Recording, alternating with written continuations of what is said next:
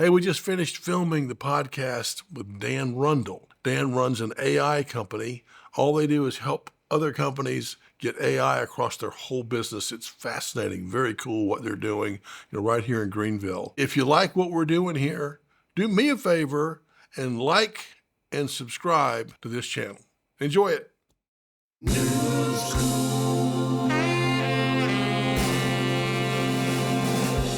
Welcome back to Noob School, episode 158. Today I've got Dan Rundle. Welcome aboard, Dan. Great to be here with you, John. Yeah, man. Dan and I have known each other quite some time. We actually worked in the same office, kind of across the hall for a while, so we probably know a lot more about each other than we'd planned. But we do know each other, and I've got a lot of respect for Dan and what he does, what he's built at Worthwhile. Also, at one point in the past, I worked with his brother, Paul.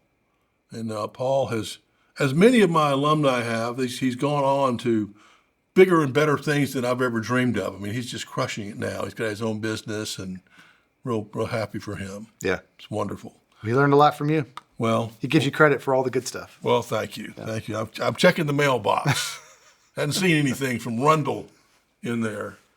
Anyway, I'm happy for him. And let's, your company, Worthwhile, started in 94, right? And so that's like, 25. 31 years. 31? Yeah. Did y'all do anything special for 30? We didn't. The story is I didn't start the business. Right. It started about 10 years before I got there. We can get into that. Yeah. But we started doing business in 94, as the story goes. Yeah. And then didn't incorporate officially until 1997. So that's our real 30-year anniversary. Okay. We're going to do something big in 2027. That's coming up. All right, good. And Worthwhile, obviously, after that period of time, you've got great clients and employees that do AI development, web development, handheld, normal computer stuff.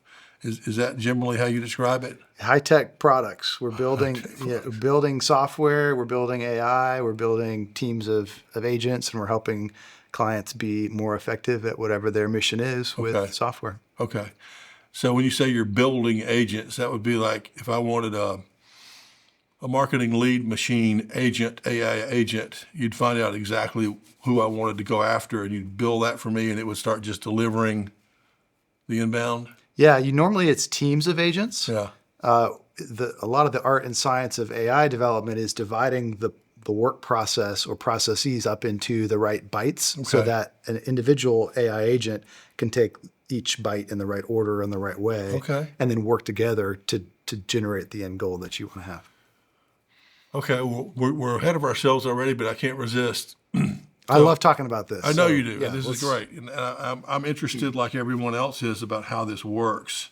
I follow a guy in Silicon Valley that's got a decent sized company. He's not a huge company, and he says they do like Mr. Jason Lemkin. They do all kind of SaaS training, and they kind of talk about SaaS, and they do a big show over in Europe and a big show here.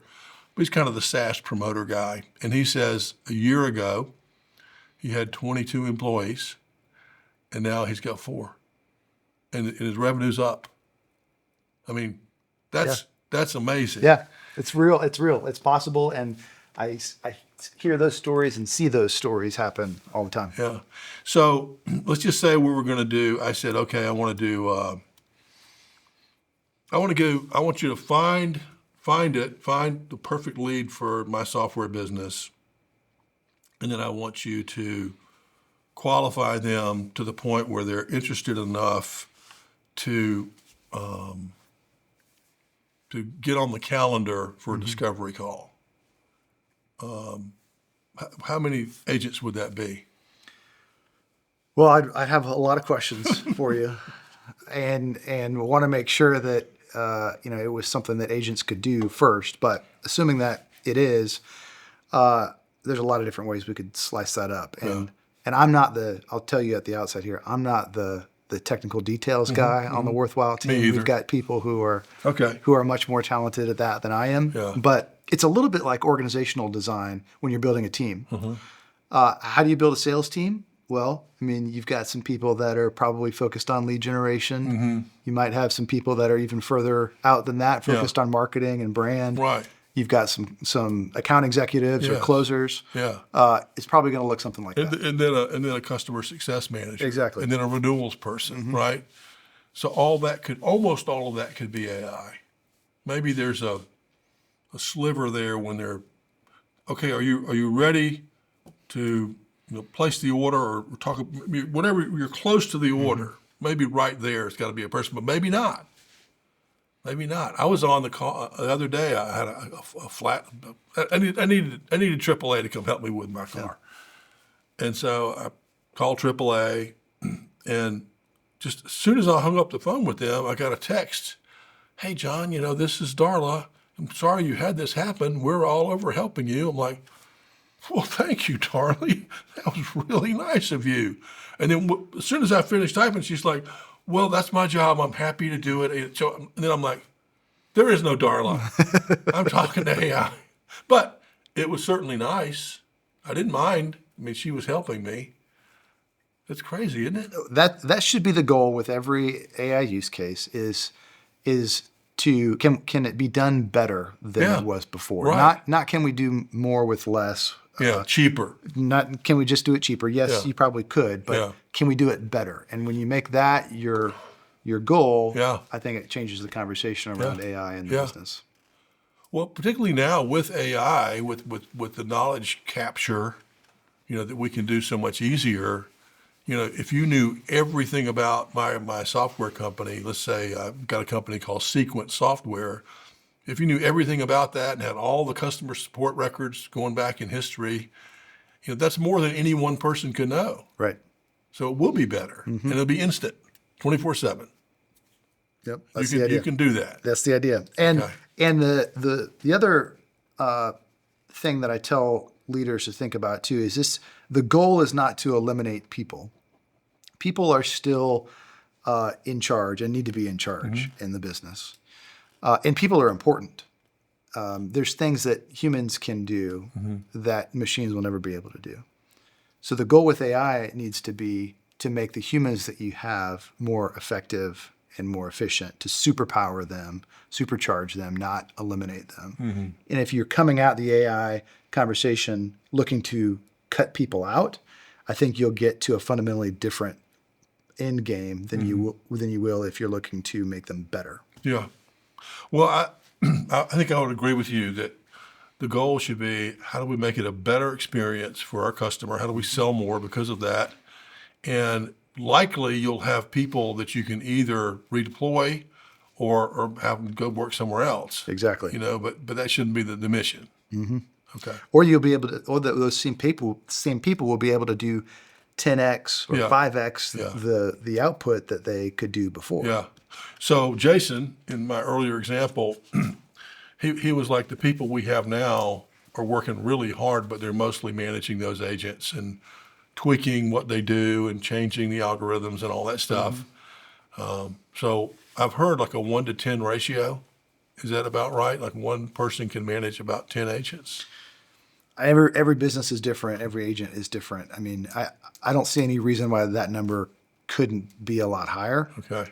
But I think the principle there is correct, and that is that AI is a process, not a project. Yeah. It's not something you just deploy and it's done. Right. Thank you. And it runs and it spits out money on the other side. Yeah. You've got to manage it and improve it and tweak it, and a lot of the gains come when you're babysitting a little bit. And again, I compare it to organizational design, but you can compare this to employee training. If you hire people but don't give them good training or resources, they're going to flounder. They're going to go somewhere else. They're not going to be as effective as they could be. Well, salespeople are like that. Kind of my area is, you can hire a good person if you don't have just regular training, like forever. They're just going to, as soon as you stop training, they're just going to stop right there. That's why people need this podcast. Yeah, that's right. That's right. That's right. Everybody knows it. Well, I'm going to come back to this because I want to talk more, but I don't want to skip over the beginning. So I think if we go back to your beginning, wasn't it? So San Diego? Sacramento area, Northern California is where I grew Starts up. with an S. Yeah, my brother spent some time in San Diego Okay. too. That's but what I was assuming. You're Sacramento. yeah, Okay. And then did you leave there and come here for school? I did. And you went to Bob Jones? I did. And got a graduate degree? I did. Okay. Now, who was the president then? It was Dr. Bob Jones III was the president when I was in school at So Bob that's Jones. the son of the original Bob Jones? The grandson of the Grandson. original Bob Jones. There was Okay. Bob Jones Sr., Jr., and then Bob Jones III. Okay. And I know he got ill at some point. His son Stephen took over Okay. in the 2000s and then had some health issues, and they've had a couple other presidents since then, non-family members. The first one who wasn't family was a Citadel grad. Yeah, Steve Yeah. Pettit. I Yeah. know Steve. Yeah. You do know him? Mm-hmm. Where is he now? He is with the Palmetto Family Foundation, I believe. Okay. It's I a really like nonprofit. him. Yeah. He's You good. should have him on the podcast. That's a great idea. Yeah, I met him at a Citadel event, and he walked in the room, and it's just one of those things where we're all just kind of standing there, and this guy walks in. It's like the president just walked in. I mean, he just looks the way he stands, and he just looks. He looks Like a Citadel guy. well, Yeah, I don't know. It's maybe some of that, and some of the preacher, the guy who's like up on the thing, and you're all looking for him for advice and stuff. But I used my sales thing and just 3-foot rule of like, hey, John Sterling graduated so and so. I'd like to come see you. Yeah, I had a great experience at Bob Jones. Yeah. I'm really thankful for it. I transferred there my junior year, Okay. and I was at a small community college in Northern California, and had really not spent any time in Greenville, South Carolina in my life. Yeah. Had not spent any time at Bob Jones University, and I showed up here and ended up being a great decision. Met my wife within a couple of weeks. Nice. We've been married for over 20 years now. Wonderful. And I learned a lot, of course, there, but I built some great relationships there that I still have to this day. And so you had no other reason to come here. Like, did Paul come to school here too? Mm-hmm. Okay. And you've settled here, and he's in Charlotte. I guess he went to Charlotte for work. Yeah. He'll be back here someday. Yeah. I met Dr. Jones, I think. I was out there with Steve, and he introduced me to him. I think that was Dr. Jones III. I don't know. Yeah, sounds right. I felt like I was, shaking hands kind of with the Lord. Not all the way, but kind of. But he was very, very kind. I enjoyed his kindness and genuine interest in everything. So, was Steve wasn't there when you were there? No, he became president just after I left. Okay. And how did you meet him? I don't know how I met him originally. Just Okay. Bob Jones circles, I guess. Okay. Going to events. He's the bluegrass guy. Yeah. Yeah. That's cool. All right. So after college, what year was that? Graduated in 2003 Okay. with my undergrad, and then started at a startup, which we can talk about. Which I learned a ton. It was another great experience, a really perfect formative experience for my first real job, working at a company called Level One. While on nights and weekends, I got my MBA Okay. at Bob Jones. Yeah. And those two things really worked together to form me and mold me and give me, again, some great relationships that Good. I have to this day. So Level One, what were they selling? So they were a startup in the apartment industry, the multifamily housing Yeah. world, merging tech and software and a call center to act as a centralized leasing office for apartment communities. Okay. Really the first of its kind. Yeah. I think I was employee number 5 or 6 there. Yeah. Was there for a little over 2 years. Got to have every job in the place. It grew to a couple hundred people within the 2 years that I was there. And really a great entrepreneurial story. Something that didn't exist anywhere in the country. Was started here in Greenville. And started by a couple of really, really smart entrepreneurs who are also really good salespeople. And that's where I first learned sales, by the way, too. Yeah. and then ended up exiting to a publicly traded firm a number of years later. They did. But I learned a ton in those couple of years I was there. So what are some of those early sales lessons you learned?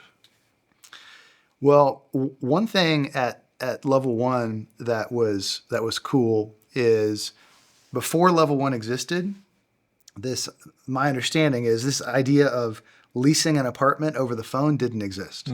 You'd go into the office and do the paperwork. You go into the office and do it, and level one really pioneered the idea of a sight unseen lease, where our reps could over the phone help somebody get comfortable enough to sign a lease for an apartment, and they're moving across the country or their job's transferring them or whatever. They don't have the chance to come out and visit, or maybe maybe they just live across town and you can build such rapport with them that you can close them over the phone.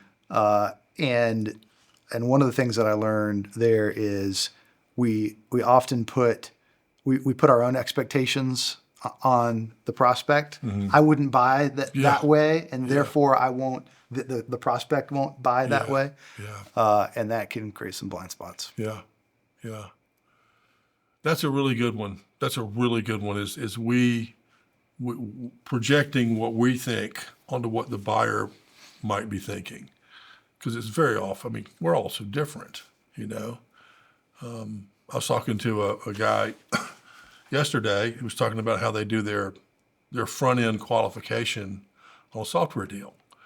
I said, well, just tell me about it. He goes, well, I'll show you. So he gives me 4 pieces of paper, all full of questions. It was so detailed. It was like, you know, how many people, how long they've been there, what's the average tenure, how big is the building, when was the building built, who built the building. I mean, it was just like all this stuff. And I'm thinking, none of these really help me understand what this person's problem is. These are just questions. But he was projecting what his mind, he's a PhD in engineering. He wants 4 pages of information. If he's making a decision, I want no pages. No pages. Just tell me big picture. Yeah. You know, John, is probably going to save you 10, 12%. I'm like, let's try it. Right? Sign me up. So, that was an example just yesterday. Did you ever listen to Zig Ziglar? Yeah, a little bit. One of my favorite Zig stories is he said when he was selling pots and pans, you know, he was just starting out selling pots and pans door to door. He would walk down the street and he would see a house that needed paint, you know, and grass wasn't mown, and there was like a bicycle laid in the grass. It was just kind of a messy looking house. And he would say to himself, those people, you know, they don't care about nice new things. They're just kind of messy people. They probably don't have the money for it. So he would just walk right by the house and go to the next one. The next one's like, beautiful house, freshly painted, new roof, grass pristine, you know, the water's going, the sprinkler. And he would say, they probably already have pots and pans. And he would keep walking. So we can talk ourselves out of things pretty easily. Yeah, that's a great one. Huh. So we did level 1. And then what happened? Then I made the jump to worthwhile. Okay. Wow. Yeah. So not exactly a job hopper. No. One hop. Yeah, it's one hop. Add 20 years and I'm still there. So and that was probably one of the biggest, looking back at it, is one of the biggest risks that I ever took in my career, was making that move. I had a great career ahead of me. If I had stayed at level 1, I was riding a rocket ship and the company was growing and we were doing great. But I'd fallen in love with tech and software and wanted to focus on that. And so I made the move to Worthwhile. And I was employee number 3 at Worthwhile. So I started out as an employee. Your COO to begin with? No, I was sort of operations. I did everything other than software development. Okay. I wore a lot of hats. And then eventually worked my way up to become the CEO, and then bought out a couple of partners along the way to own it. Nice. Well, I'm proud of you, man. That's a great 20-year run. I'm very fortunate. Tell us kind of what the company looks like employees and where they are, clients, stuff like that. Yeah, so we have a hybrid remote team all across the U.S. Our core team's about 20 people, and that hasn't always been the case. By the way, we used to be just Greenville based. Yeah. And we can talk more about that if you want Yeah. to, because I have some thoughts on that. But we're hybrid remote, and we also have a network of contractors that we work with that gives us a lot of flexible capacity and a lot of specialization. So we work with contractors all over the U.S. and all over the world to scale up or scale down depending on the project or clients that we're working on. Okay. All right. So, how many of that core group are in Greenville? Probably about half, 10? a third to half. Yeah. Yeah. But I know where we work, I see a handful. Like they're not all there, right? Or are they there? Yeah, no, most people don't come into the office, Right. even those in Greenville. Right. Most of them work from home. I asked some young guy, some friend of mine, he's a young West Point graduate, he's out of the Army now, he's like 27 or something, 28, and he works remote for some software company. I said, what are you going to do if they make you come back in? He goes, quit, get another one, I'll go somewhere else. I mean, just without even thinking. There's a whole generation of people that ain't going in. Right. They'll say, do you want the work done? I'll do the work. Right. For a lot of years, I was the guy that was the stick in the mud in a changing industry, in an industry that was going remote and going hybrid. Yeah. I was the guy that said, no, Yeah. we're going to stay in person because we're a culture first company, and you can't have a great healthy culture if you're spread out and people aren't coming to the office. Yeah. So I conflated culture with space, with physical space. And I don't think that, and I've come to learn through COVID specifically, where I was forced to reckon with that, that you can have a wonderful, highly performative, highly healthy culture in a hybrid work environment. Yeah. You just have to be intentional about it. Yeah, you have to work on it. I met some guys. I tried to buy a company in 2007, so a long time ago, and I found they were in Sacramento. It's called Maintenance Connection, name of the company, and I mean, I don't think I should say the exact numbers, but they were somewhere under 10 million, and their profits were let's just say roughly half of their revenues. And I was coming out of a public company where we were making like 10%. Yeah, it's a pretty healthy business. They're like 50%. I'm like, well, okay, I got to figure out how they do this. And they were already remote. I said, where are we going to meet? And they said, 2007? Yes. Wow. Completely remote. They built little huts in their backyards, and they would just, at a certain time of the day, they would all boot up, and they would kind of stay with the picture on the screen. Like they could see each other all while they're working. Wow. They were ahead of their time. Twice a year, they would take some of that money saved and they would go skiing, or they would spend I don't know if it's a week, but a couple of days having fun and having team meetings. But they're so far ahead of their time. And that's really important, though, too, is to get the people back together from time to time. Yeah. Because if you can do a really well-planned event or gathering, you can build culture in some really exciting ways. I think so. We used to do, during COVID, we would do Joke Boat. You ever play Joke Boat? No. It was a game.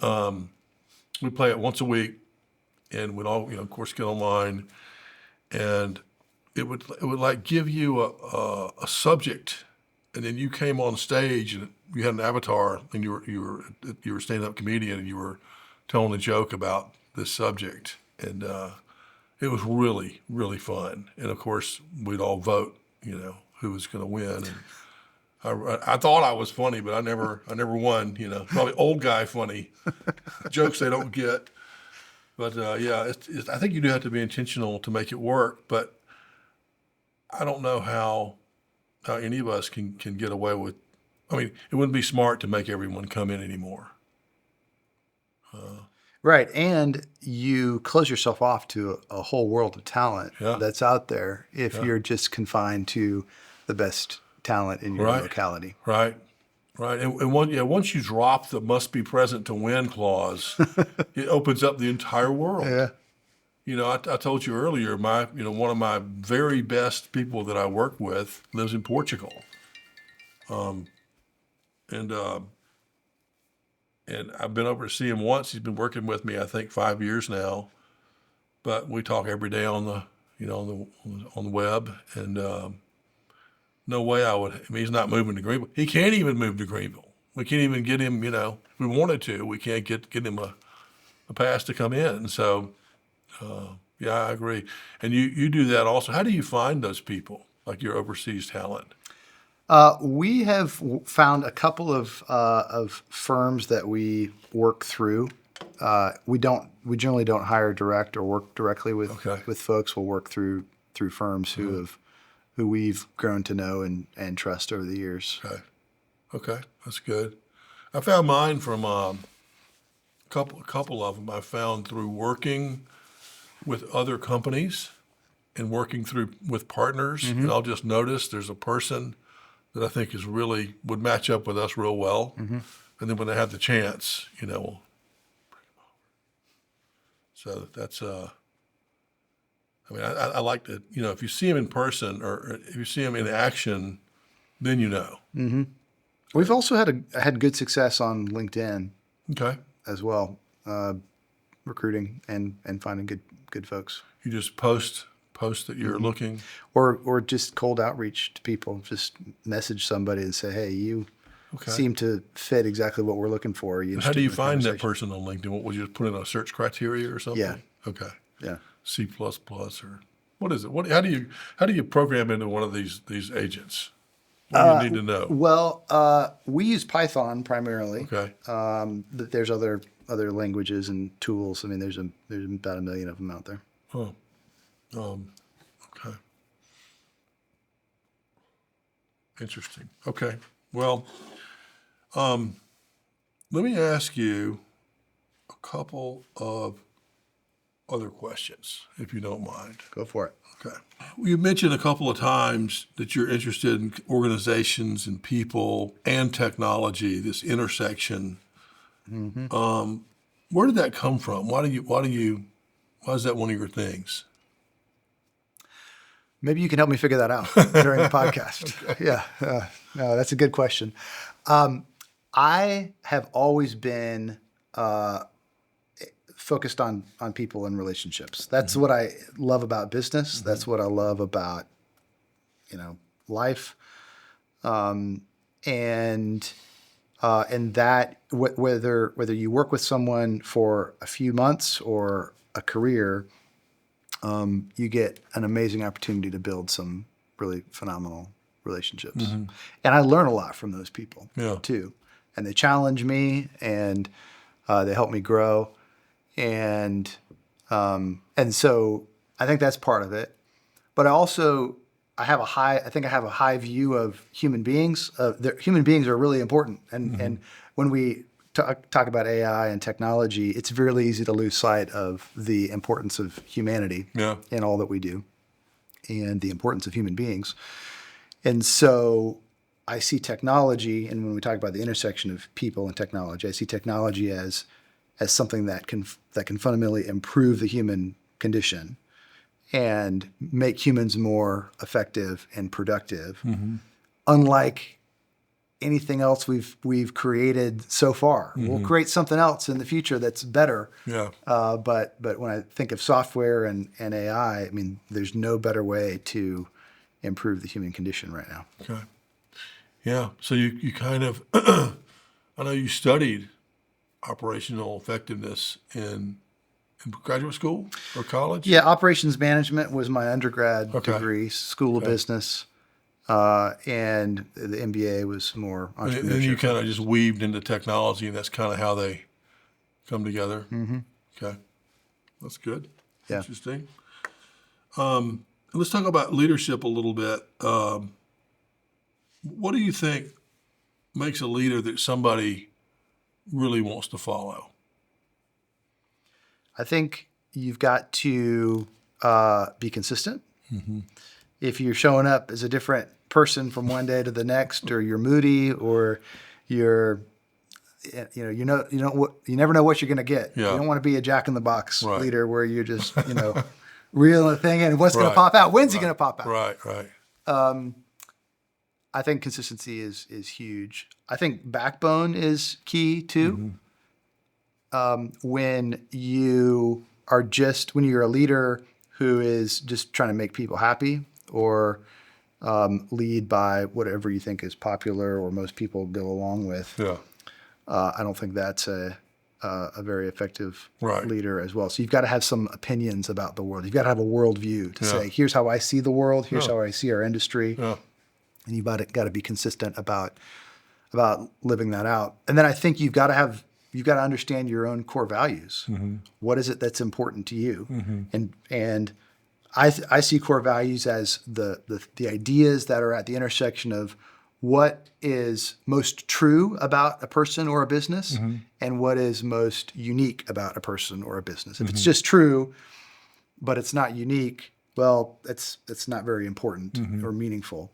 And if it's just unique and it's not true, well, you're telling a lie about yourself or your business in terms of your values. Yeah. So consistency and dependability, backbone, and then values. Yeah. I Those- think are those are three, great ones. three elements, maybe not all of the elements of a good leader, but three that I think, at least in my career, have been really important. Yeah. I'll give you a summary of that. Someone had a guy come speak to one of our next groups over in the one building one time. So it's just packed house, had all these speakers coming through, and he had sold some business for $100 million or something. And they said, well, what's your what's the one piece of advice you'd give all these entrepreneurs, if they want to succeed? And he's like, you got to get your act together. he says, if you're not any of those things you just said, no one's going to follow you, right? You can have the greatest idea in the world. You can work hard. You can put all your money on the line. But if you're not your act together, they're not going to follow you. Yeah. I just thought of a fourth thing. Can I add one more thing to the list? Of course. I think you got to have a long-term view. If you're just in it for a quick buck or a quick turnaround or whatever, you got to think in terms of decades instead of years, and years instead of quarters, and quarters instead of months. Yes. But you've got to have a long-term view, because if you don't have a long-term view, you will either get distracted by whatever the thing is in the moment, or you'll get discouraged because of the ups and the downs that come with leading. Yeah, I've been coaching companies the past couple of years, on their comp plans to make them year-long comp plans, not just monthly. Or good month, bad month. It's like, we want you to deliver this much minimum for the year. That's your quota. I think that's really smart. Yeah, and then the percentage can build over the year. But I see so many of them get whipsawed. But the salespeople are going to do whatever the comp plan tells them to do, right? To maximize their money. So that's a good one. That's very, very, very good. Let's see. All right. Hey, back to AI. You said that we need to have a culture-healthy AI. What does that mean to you? If you are looking to AI to help you extend what you're already doing, AI is fundamentally strong at helping companies be better, do more of what they're already doing. And so you have to understand what you're already good at in order to scale with AI and to get the most out of AI. So it starts with understanding who you are, and your culture and your values is just as much a part of your company as anything else, maybe the most important part of the company.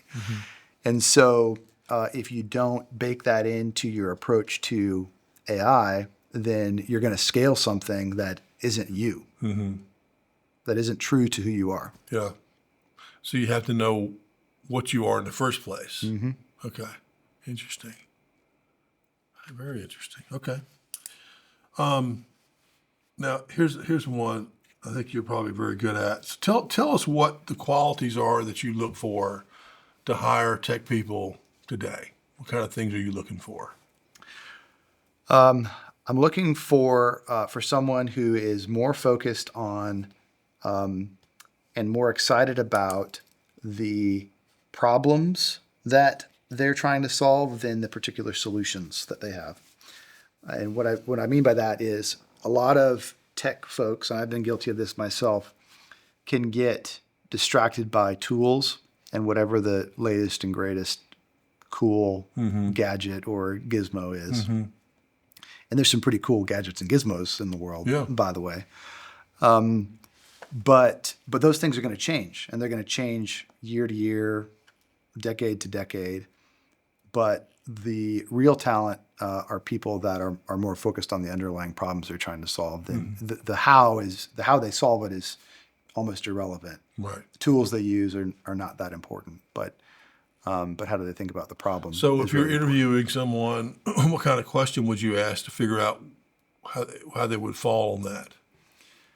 I'm going to get into how they learn and whether they're a continual learner. Okay. That's one of the things I love about this podcast is about continually learning and, getting knowledge from people. Yeah.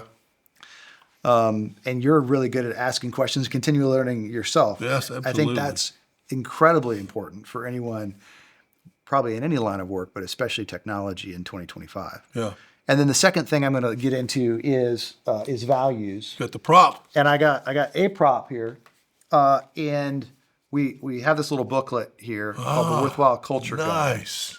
And we interview based off of this. Okay. And so what we've done is we have taken our core values, and we've obviously explained those in here, but then we've broken those core values down into what are called values in action, which for us are 20 specific to-dos. They're actions.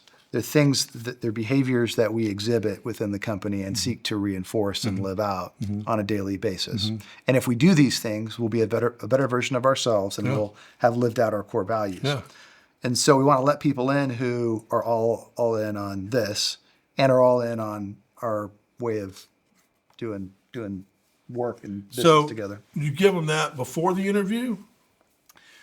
We will typically include the most important values in action in the job description, so they see it even before they apply. Okay. And then in the interview, we're going to ask a series of questions that are derived from those values in action. That's great. It's wonderful.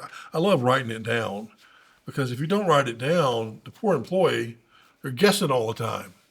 What am I supposed to do here, Exactly. And then if you write it down, it also becomes a management tool. Yeah. Because now I can use it to reinforce, Yeah. I can use it to train, I can use it to incentivize, Yeah.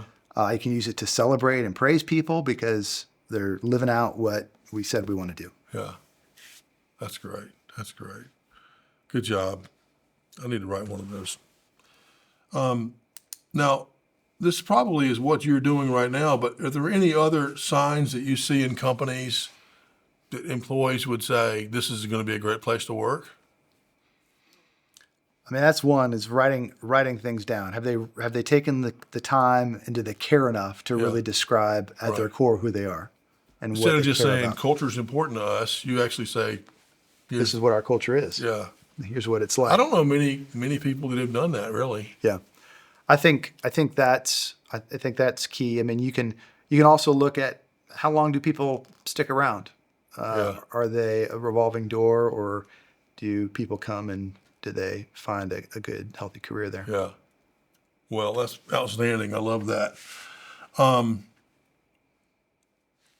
Now, do you have any examples of leadership that you've seen maybe in some of your customers go really right or wrong during a transition, like a tech transition? Oh yeah, we've seen it all. Yeah. We've seen it all. Give me a good one and a bad one.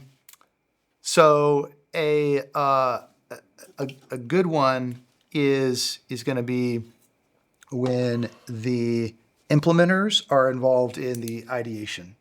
So what I mean by that is companies that manage change and navigate change well and implement technology well are those that involve from the very beginning at the ideation stage the people who are going to have their hands on the keyboard, their hands on the mouse, doing the work, using the thing.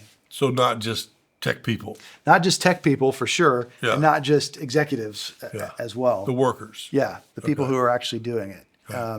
And if you can get that right and ask the right questions and be sincerely curious, you will not only bring them along in the process because they'll be part of it, but you'll build a better solution. Okay.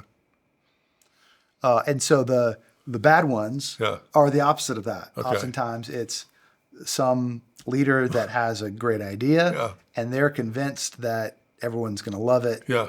And so they build it, or we build it for them, and we build exactly what they ask us to create, and it works exactly as planned, and it completely falls flat on its face because the right people weren't involved in the process of creating it. Interesting. That's great. That's great. And one thing I've seen with leadership when it goes well is when some real troublesome thing happens in the business. Let's just say there's a recession or there's a lawsuit or something like that happens. It's like to show up extra early and say, everyone in the conference room, we have an opportunity here to fix this. We're not running. Yeah, at level 1, we called it opportunities to impress. It was an OTI. OTI. We've got an OTI right now. We have an OTI. Everyone get in here. Exactly. Yeah. So hey, I've seen that, and I had a professor at the Citadel, and I honestly, I can't tell you I learned a whole lot there, but I learned a few things. And this guy, I was whining one day about, exams or something. I was like, I got all these exams coming. And he goes, son, don't you know what an exam is? I'm like, no, Colonel, I don't know what it is. And he says, it's just a chance to show off. You should change the mindset. Like, well, that's what it ought to be. I shouldn't be scared of it. I should study, learn it, and show off a little. So I think it's the same in business. Yeah. You got trouble, that's your exam. Yeah, that's right. Yeah. And that reminds me of another thing that's important here too is demoing progress often. When you're working with a client, especially in software, you got to show it off. They don't know what you're constantly because they don't know what you're doing. You can't describe it to them enough. Yeah. You can't put enough words on paper. I don't think they're doing anything. I got another bill though. That's right. You gotta demo early and often. Yeah, that's smart. That's smart. So one rule for leaders next year to become someone that will get called back. You want to get the call back. I mean, I think it goes back to talking to what we talked about a few minutes ago, and that is write down your core beliefs. Yeah. You can call those values, purpose, or some combination of the two, but take the time to really discover it if you're not clear, and capture it and write it down, and then help the people around you, in whatever business you're working in, whatever size team you're on, to understand this is the standard. Yeah. Set the standard. Yeah. I remember my thing, answer to that question would be, it's particularly today, it used to be we had all the power. We'd interview, say, well, okay, Dan, we'll give you the job. Like that. And you're like, oh, thank you, Mr. Sterling, And now it's definitely a two-way street. This is global talent, and here's my company, and I'd like to acknowledge that it's a two-way street. Like we'd really like to get you over here, and here's how we'd like to do it. And we've got, I remember in college there was one company, there was a shipping company, and their offer was, we're going to hire you for whatever and teach you how to sell shipping. But we're going to fly you to New York for training. It's pretty cool. And we're going to get you 5 suits. You have to wear these suits, one every day, I suppose. And I almost went to work for them because they're the only person who offered anything other than just the job. I love that. I want the suits, you know. So PeopleSoft, I don't know if you remember PeopleSoft, but they were really, because they were kind of in the people business, they were really into this thing of like, if you got the job, you know, you give you a PeopleSoft knapsack with the laptop in it and the headphones and the, you know, it was just all this PeopleSoft branded stuff to say, we want you to be part of this. You know, we're together now versus the old-fashioned way. That's really important, and I think that shift that you talk about is a good shift. Like Yeah. people are deciding where to spend what, a third plus of their lives. Yes. That's a really important decision. Very it shouldn't important. just be thrown into the highest bidder. Yeah, you're right. I mean, it's a time commitment and partnership, a step down from being married, but you know, it's in the ballpark. I mean, you're there. I mean, there was times at DataStream where I was spending more time with Larry than I was with my wife. I can tell you that. But yeah, so you're right. It's a big commitment, and it should be acknowledged that way. You know, it's taken seriously. It's not just, okay, we'll hire you. Come on. Like, no, this is a big deal. That's cool. Okay, that's good. Well, I think you've had a great career. We're so glad you moved here from Sacramento way back when, and you went to Bob Jones and only job hopped one time. I feel like I'm just getting started. Well, I hope for at least another 20 years. That's good. That's good. I think you should feel that way. And if you know, back to what you said earlier, if you seriously think about worthwhile 20 years from now, you know, go have a retreat on that one. What could that look like? Tech's going to be a lot different. It will be. But I guess you just have to make some assumptions. We did a retreat when our company at the time was 5 million. And we did a retreat at Kiowa for 3 days with the whole management team. And we said, the subject is, how do we get to 100 million? Half the team was laughing. Like, the market's not big enough, John. You know, you can't do that. How can we support it anyway? I mean, they literally laughed me out of the room. But we kept going on the meeting, and sure enough, that's exactly where we ended up before we sold it. So the old 10X is easier than 2X question or whatever. Yeah, I think so. And I think also, you know, I'm not exactly sure what your revenues are, but the more you get, the easier that next jump is because you have better managers, better people, resources, people know you, you know, all that stuff. You just have to add a little gas. So I don't know where you could get any sales coaching from. I'll help you figure that out. But tell everyone where they can contact you if they need some of this worthwhile help. You can email me. You can find me on LinkedIn. Okay. I write about AI a good bit. My email is drundle, DRUNDLE at worthwhile.com, and I'd be glad to help. All right. Well, that would be great. Well, it's been wonderful. I learned a lot about the AI and the agents. That's pretty cool. But yeah, thanks for coming, and congratulations on your success so far. Thanks for great questions. All right, man. Thank you.